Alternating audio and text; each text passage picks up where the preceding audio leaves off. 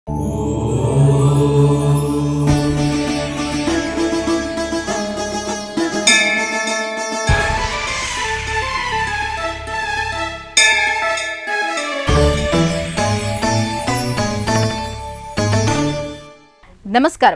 ETV life ఆధ్యాత్మిక channel తీర్థయాత్ర కార్యక్రమానికి స్వాగతం. ఆదిదేవుడి లీలా విశేషాలు అనంతాలు. కైలాసగిరి నుంచి దూకే కరుణాధారణే శివుడు. దీనులను దరిచేర్చుకునే దయాప్రవాహమే శంకరుడు. పంచాక్షరీ మంత్రముతో ప్రసన్నుడయ్యే పంచముఖుడే ఆ పరమేశ్వరుడు. పంచారామాలు మహాదేవుడి మహిమలు చాటుతూ ఉంటే పంచభూత లింగాలు ఆ పరమశివుడి అనుగ్రహ వర్షంతో ఈ నేల తల్లిని పునీతం చేస్తూ ఉంటాయి. అలాంటి పంచభూత లింగాలలో ఒకటైన చిదంబరం నేటి మన తీర్థయాత్ర.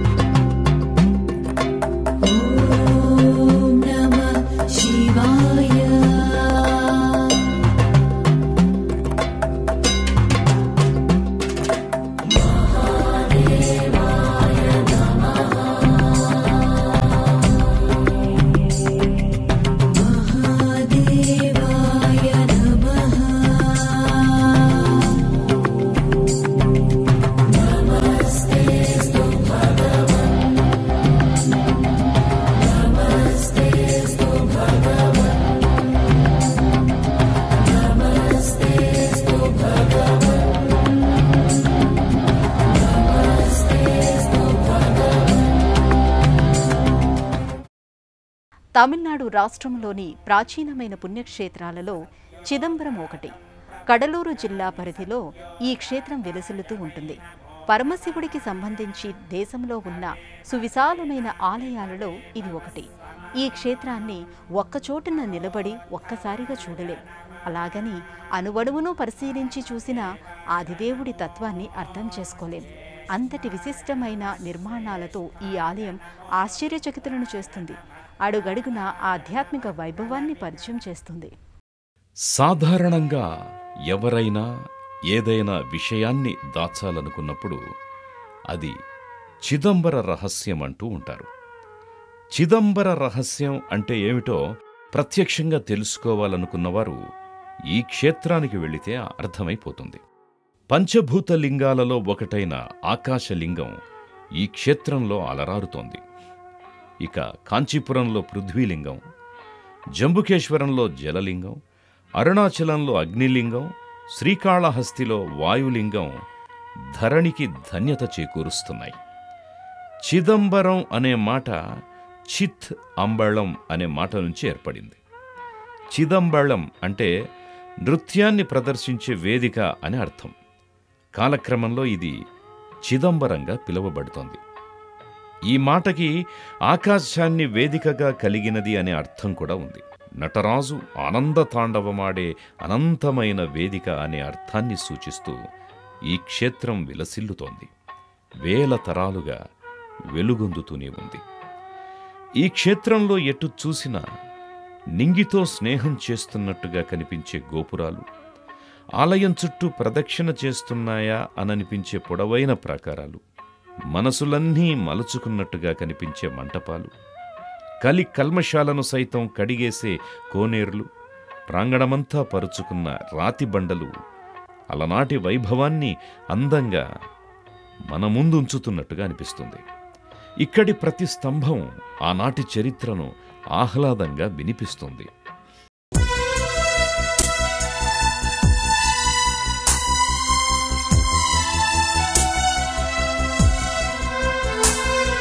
చరత్కుండలం భ్రూసునేత్రం విశాలం ప్రసన్నాననం నీలకంఠం దయాళుం మృగాధీశ చర్మాంబరం ముండమాలం ప్రియం శంకరం సర్వనాథం భజామి.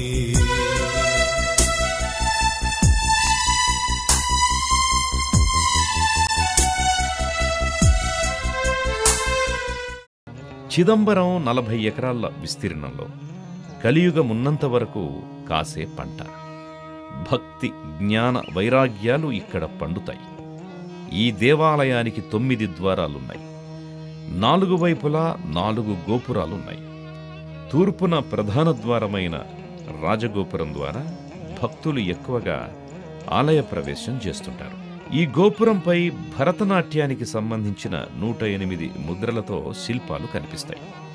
మిగతా గోపురాలు కూడా అద్భుతమైన శిల్పకళను ఆవిష్కరిస్తూ గత వైభవంతో కూడిన ఘన చరిత్రను దోసిట్లో పెడుతుంటాయి. చిదంబరం ఒక ఆలయంగా కాకుండా శివ సామ్రాజ్యంగా కనిపిస్తుంది. మహామంటపాలతో కూడిన మహానగరాన్ని తలపిస్తుంది.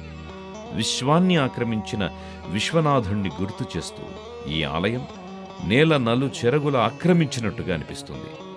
ఇక్కడ ప్రధానమైన దైవంగా నటరాజస్వామి దర్శనమిస్తూ ఉంటాడు.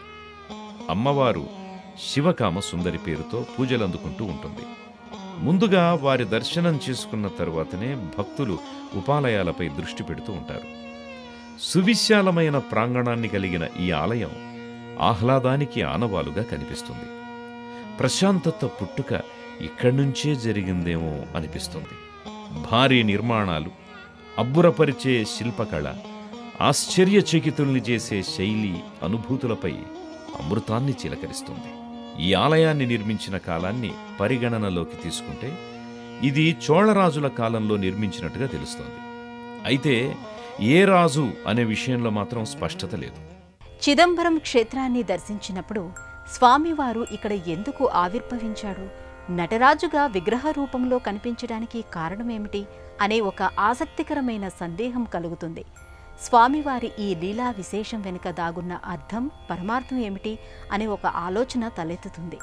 అందుకు సమాధానంగా మనకి ఇక్కడ ఒక ఆసక్తికరమైన కథనం వినిపిస్తూ ఉంటుంది. చిదంబరంలో పరమశివుడు ఆవిర్భవించడం వెనుక ఒక ఆసక్తికరమైన కథనం వినిపిస్తోంది. పూర్వం ఈ ప్రాంతం దట్టమైన అడవిగా ఉండేది. ఇక్కడి థిల్లైవనంలో మునీశ్వరులు యజ్ఞయాగాది కార్యక్రమాలు నిర్వహిస్తూ ఉండేవారు. మంత్రబలం చేత భగవంతుణ్ణి సైతం నియంత్రించగలమనే అహం వారిలో పెరిగిపోయింది. అది గమనించిన సదాశివుడు ఒక బ్రాహ్మణ యువకుడిగా థిల్లైవనంలో తిరుగాడసాగాడు. మంచి ఎత్తు, అందుకు తగ్గ ఆకర్షణీయమైన రూపం, దివ్యమైన తేజస్సుతో వెలిగిపోతున్న మోము, మంత్రముగ్ధుల్ని చేసే మందహాసం, నేరేడు పండ్ల లాంటి కళ్ళు, సమ్మోహితుల్ని చేసే చూపులు ఆ యువకుణ్ణి ఒక్కసారి చూడగానే మునుల భార్యలో ఆకర్షితులవసాగారు. ఆ విషయాన్ని గమనించిన మునీశ్వరులు తమ భార్యల మనసులు చలించేలా చేసిన ఆ యువకుడిపై ఆగ్రహావేశాలతో ఊగిపోయారు. అక్కడే అతడికి తగిన గుణపాఠం చెప్పాలని నిర్ణయించుకుంటారు. తమ మంత్రబలం చేత పులిని సృష్టించి ఆ బ్రాహ్మణ యువకుడిపైకి వదులుతారు. ఆ యువకుడు ఆ పులిని అవలీలగా చంపేసి దాని చర్మాన్ని నడుము భాగానికి చుట్టుకుంటూ ముందుకు సాగుతాడు. దాంతో ఆగ్రహించిన ఆ మునీశ్వరులు అనేక సర్పాలను అతని మీదకు విడిచిపెడతారు. ఆ యువకుడు సర్పాలను తన మెడలోనూ చేతులకు ఆభరణాలుగా ధరిస్తూనే ముందుకు సాగుతాడు. దాంతో వారంతా ఒక మాయాశక్తిని సృష్టించి వదులుతారు. ఆ యువకుడు ఆ మాయాశక్తిని తన కాళ్ల కింద తొక్కిపెట్టి ఆనంద తాండవం చేస్తాడు. తమ మంత్రశక్తి ఎంతమాత్రం పనిచేయడం లేదంటే అతను సాధారణ యువకుడు కాదు అనే విషయం వారికి అర్థమవుతుంది. తమను పరీక్షించడానికి, వారి అహంభావాన్ని తొలగించడానికి వచ్చిన ఆదిదేవుడే అతనిని గ్రహిస్తారు. దాంతో తమను క్షమించమని వేడుకుంటారు. ఆ ప్రదేశంలో కొలువై ఉండవలసిందిగా కోరతారు. ఆ మునీశ్వరుల కోరిక మేరకు స్వామి అక్కడ నటరాజస్వామిగా ఆవిర్భవించాడు. అలా ఆ క్షేత్రంలో నటరాజస్వామి ఆవిర్భావం జరిగిందని స్థల పురాణం చాటుతోంది. ఇక్కడ స్వామివారు నటరాజమూర్తిగా పూజలందుకుంటూ ఉంటాడు. ఈ నటరాజస్వామికి సంబంధించిన 8 ఏళ్ల పాటు పరిశోధన కొనసాగింది. స్వామివారి కాలి బొటనబ్రేలు భూ అయస్కాంత క్షేత్రానికి మధ్య భాగాన్ని సూచిస్తున్నది అని తేల్చారు. అంతటా తానే ఉన్నవాడు శివుడు, అన్నింటా తానే ఉన్నవాడు శివుడు. అలా దేవదేవుడు ఆవిర్భవించిన ఈ క్షేత్రంలో స్వామివారు నటరాజమూర్తిగానే కాదు, తిరుమూల నటేశ్వరుడుగా, తిరుమూల నాథరుగా లింగరూపంలోనూ పూజాభిషేకాలు అందుకుంటూ ఉంటాడు. స్వామివారు ఇక్కడ ఆవిర్భవించడానికి గల కారణంగా ఒక పురాణ సంబంధమైనటువంటి కథనం కూడా మనకు వినిపిస్తూ ఉంటుంది. శ్రీ మహావిష్ణువును అనునిత్యం సేవించే ఆదిశేషుడికి ఆదిదేవుడి ఆనంద తాండవాన్ని చూడాలనే కోరిక కలుగుతుంది. ఆ విషయాన్ని ఆయన విష్ణుమూర్తికి తెలియజేస్తాడు. పతంజలి రూపంలో వెళ్లి ఆ ముచ్చట తీర్చుకోమని విష్ణుమూర్తి సెలవిస్తాడు. దాంతో థిల్లైవనానికి పతంజలి చేరుకుంటాడు. ఇక శివుడి కోసం వేగంగా పూలు సేకరించడం కోసం పులిపాదాలను పొందిన వ్యాఘ్రపాద మహర్షి కూడా ఆ సదాశివుడి ఆనంద తాండవాన్ని తిలకించడం కోసం థిల్లైవనానికి చేరుకుంటాడు. ఈ ఇద్దరు కూడా థిల్లైవనానికి చేరుకుని పరమశివుడి దర్శనాన్ని చేసుకుంటారు. స్వామి ఆనంద తాండవాన్ని చూడడానికి వచ్చామని వారు చెబుతారు. ఆ ఇద్దరి కోసం స్వామివారు ఆనంద తాండవాన్ని ప్రదర్శిస్తారు. లోక కళ్యాణం కోసం ఈ ప్రదేశంలో ఆవిర్భవించమని వారిద్దరూ కోరడంతో స్వామివారు లింగ రూపంలో ఆవిర్భవించారు. ఇక్కడి స్వామివారిని తిరుమూల నటేశ్వర్గా భక్తులు ఎంతో భక్తి శ్రద్ధలతో పూజాభిషేకాలు నిర్వహిస్తూ ఉంటారు.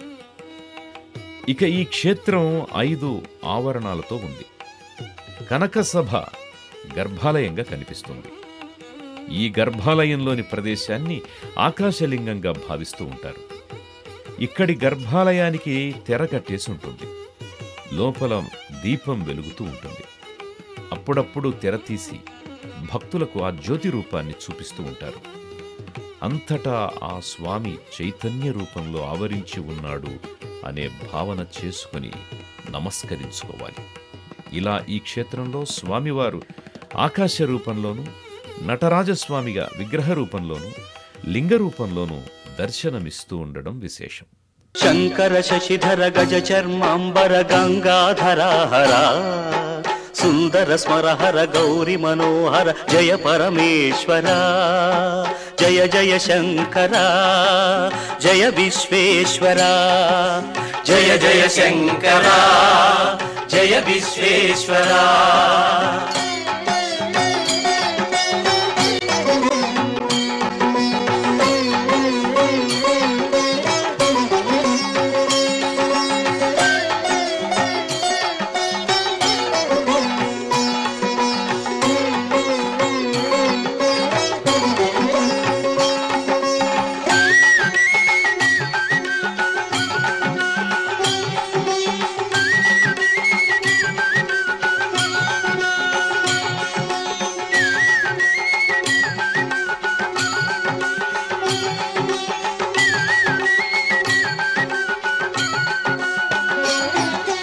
ఈశ గిరీశ మహేశ ఉమేశ జయ విశ్వేశ్వర శూలిక పర్దితి నేత్ర దిగంబర జయ మృత్యుంజయ. ఈశ గిరీశ మహేశ ఉమేశ జయ విశ్వేశ్వర శూలిక పర్దితి నేత్ర దిగంబర జయ మృత్యుంజయ జయ మృత్యుంజయ. భక్తుల బ్రతుకున వెలుగువు నీవే జయ త్రిపురాంతక. వేడకె వరాల దాసుల కిడెదవు సాంబ సదా శివా. ఈ ఆలయాన్ని మానవ శరీర నిర్మాణానికి ప్రతీకగా నిర్మించారని అంటారు. ఇక్కడి గోపురాలు, మంటపాలు, పైకప్పులో అమర్చిన బంగారు పలకలు, దూలాలు ఇవన్నీ కూడా ఇదే విషయాన్ని స్పష్టం చేస్తూ ఉంటాయి. నిజమేనా అనే ఆశ్చర్యానికి లోనైన వారికి నిదర్శనం చూపుతూ ఉంటాయి.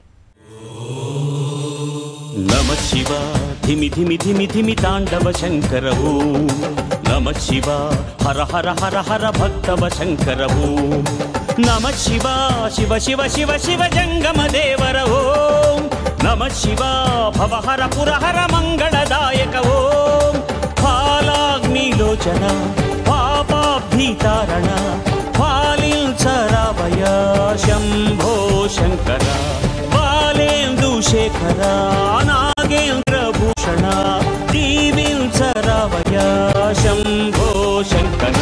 నమ శివ ధిమి ధిమి ధిమి ధిమి తాండవ శంకర ఓం నమ శివ హర హర హర హర భక్తవ శంకర ఓం.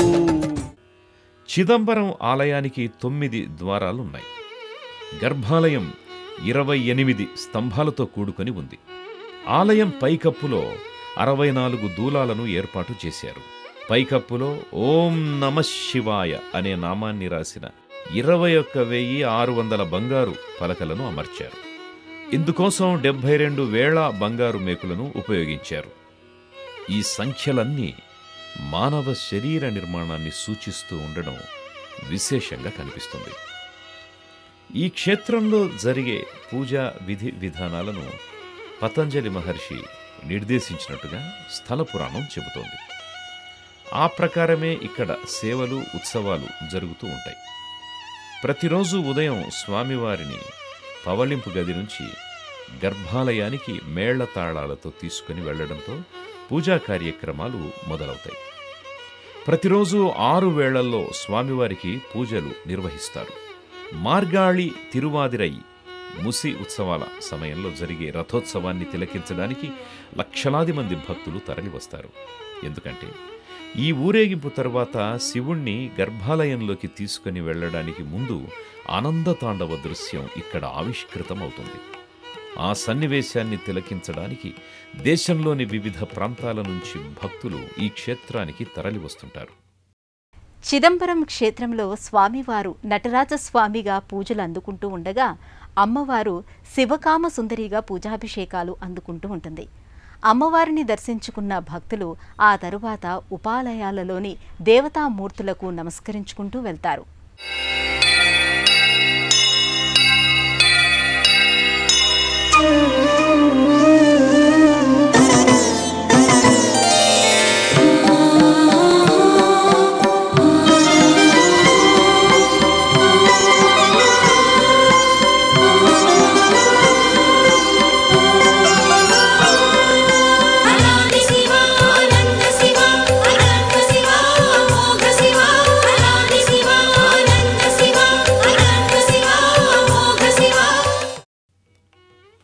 సాంబశివుడు కొలువైన అన్ని క్షేత్రాల్లోనూ అమ్మవారు వివిధ నామాలతో దర్శనమిస్తూ ఉంటుంది.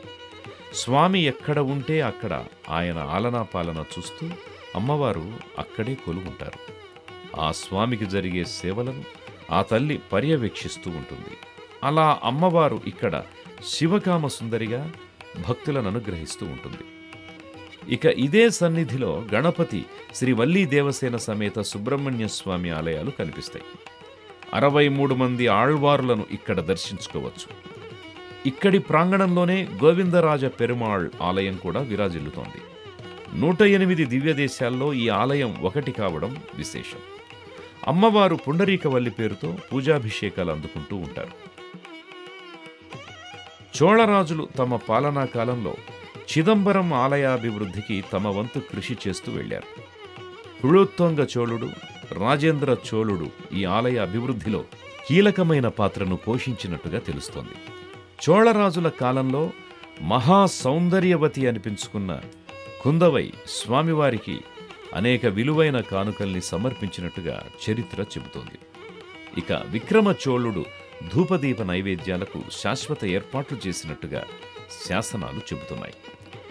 మహారాజులు మాత్రమే కాదు, ఎంతోమంది మహాభక్తులు చిదంబరంలో స్వామివారిని సేవించి తరించారు. ఆ జాబితాలో మనకి తిరుజ్ఞాన సంబంధర్, తిరునావుక్కరసు, సుందరమూర్తి నాయనార్, మాణిక్య వాసిగర్ తదితరులు కనిపిస్తారు. ఈ 4 మహాభక్తుల జీవితాలను దగ్గరగా పరిశీలిస్తే నీలకంఠుడి లీలా విశేషాలు ఎలా ఉంటాయి అనేది అర్థమవుతుంది. పంచభూతలింగాలలో ఒకటైన క్షేత్రమిది. జీవితంలో ఒక్కసారైనా చూడవలసిన క్షేత్రాల జాబితాలో చిదంబరం కనిపిస్తూనే ఉంటుంది. మోహాల సంకెళ్లను తెంచేస్తూ మోక్ష మార్గం దిశగా మనలను నడిపిస్తూనే ఉంటుంది. ప్రతిరోజు ఈ ఆలయం ఉదయం 6 గంటలకు తెరుచుకుంటుంది. మధ్యాహ్నం 12 గంటల వరకు దర్శనానికి భక్తులను అనుమతిస్తారు. తిరిగి సాయంత్రం 5 గంటల నుంచి రాత్రి 10 గంటల వరకు దర్శనం కొనసాగుతుంది. చెన్నై నుంచి 230 కిలోమీటర్ల దూరంలో చిదంబరం ఉంది. చెన్నై బస్టాండ్ నుంచి చిదంబరానికి వెనువెంటనే బస్సులున్నాయి. చిదంబరం బస్టాండ్ నుంచి, రైల్వే స్టేషన్ నుంచి స్థానిక వాహనాల్లో ఆలయానికి చేరుకోవచ్చు. ఈటీవీ ఆధ్యాత్మిక ఛానల్ తీర్థయాత్రలో మరో ఆలయ సందర్శనంతో మళ్లీ కలుసుకుందాం. అంతవరకు సెలవు. నమస్కారం.